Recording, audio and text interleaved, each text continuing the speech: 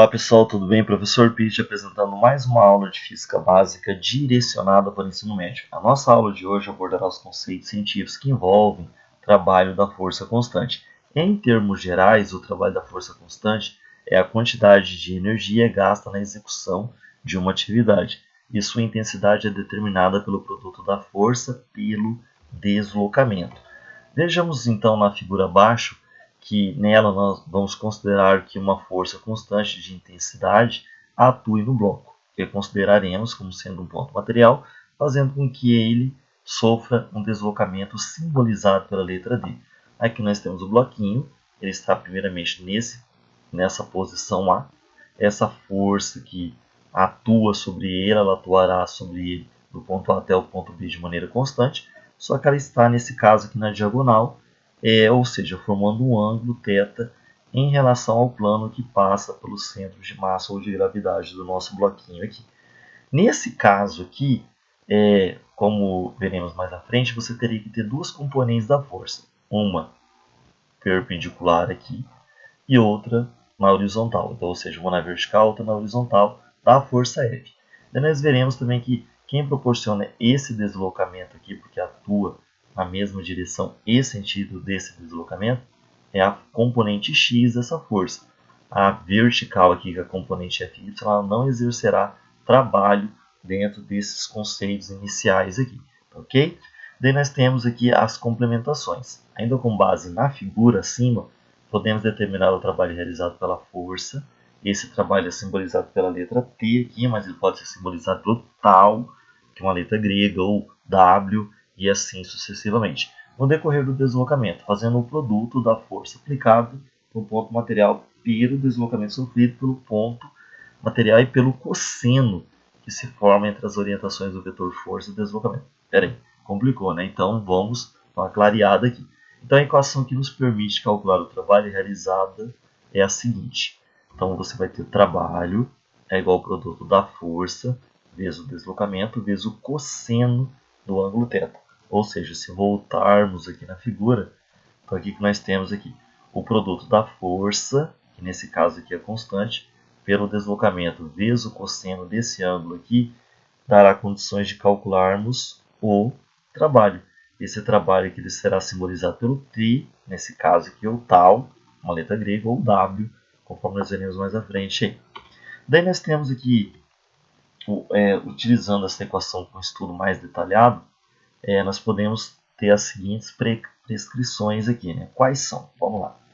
Se o ângulo entre o vetor força e o deslocamento for maior ou igual a zero, porém menor que 90 graus, o trabalho realizado pela força é positivo e é considerado pela componente da força que é Fx, conforme eu havia falado lá em cima, que atua no sentido do deslocamento, ou seja, a força está favorecendo o deslocamento no qual está atuando. Se o ângulo for maior que 90, porém menor ou igual a 180, o trabalho realizado é negativo e é realizado pela força cuja componente Fx atua no sentido oposto ao do deslocamento, ou seja, a força está dificultando o deslocamento do ponto material no qual está agindo. Então aqui favorece o deslocamento quando o ângulo é maior ou igual a zero, porém menor que 90, e aqui não beneficia o deslocamento, ou seja, dificulta o deslocamento quando o ângulo é maior que 90, porém menor ou igual a 180. E nós temos aqui essas representações. Né? Então você tem quando o ângulo é maior que 90, porém menor que 180, ou igual a 180, você tem uma força que atrapalha ou não beneficia o deslocamento. Tá ok? Daí nós temos aqui, se o deslocamento D e a força possuem direções perpendiculares entre si, ou seja, o ângulo entre a força F e o deslocamento for de 90 graus, nesse caso o trabalho realizado é nulo. Isto é, não há componente Fx na direção do deslocamento sofrido pelo corpo. A força não influencia no deslocamento do ponto material e, portanto, não há realização de trabalho. Então aqui nós temos essa exemplificação.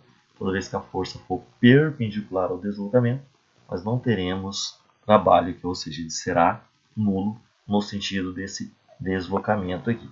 Ok? Daí as unidades do trabalho no SI é o Joule, que é simbolizado pela letra J. E se o módulo da força F for igual a 1 newton, ela é exercida na mesma direção e sentido do deslocamento de módulo D igual a 1 metro. Se o ângulo θ for igual a 0, cosseno de 0 igual a 1, então o trabalho da força realizado pela força é trabalho igual a força vezes o deslocamento vezes o cosseno do ângulo, que é 0. 1 vezes 1 vezes 1.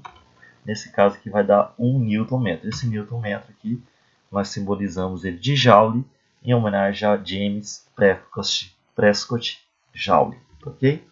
O trabalho é a energia gasta, então, para finalizar, na execução de uma tarefa e obtida pelo produto da força e deslocamento. Então, o rapaz aqui, para deslocar esse carro, ele tem que aplicar nele uma força, consequentemente, ele gastará energia. Se essa força proporcional ao deslocamento, nesse caso aqui, a força beneficia o deslocamento do carro, então aqui você terá um trabalho que é chamado de motor. Se ela não beneficiasse o deslocamento do carro, ela seria chamada de trabalho resistente. Bem, aqui nós temos as nossas referências, nossas considerações finais. Logicamente que essa aula vai ser complementada, né? Nós trabalhamos só em termos gerais hoje, tá ok, pessoal? Valeu, felicidade, sucesso a todos, até a próxima.